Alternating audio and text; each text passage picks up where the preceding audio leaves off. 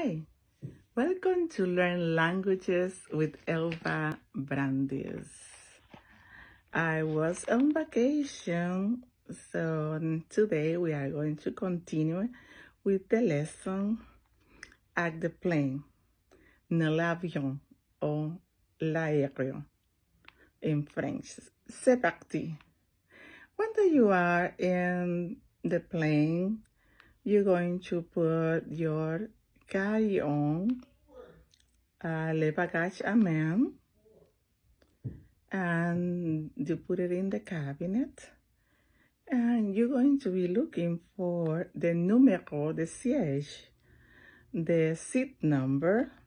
If the seat number says coulé, you gotta sit on the aisle.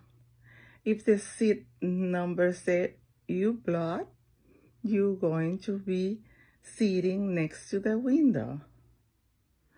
If you have to go to the bathroom, you're gonna look for the sign that says les toilettes. Les toilettes is a plural word for bathroom. And you don't pronounce the ES in French, just toilet. So after that, you just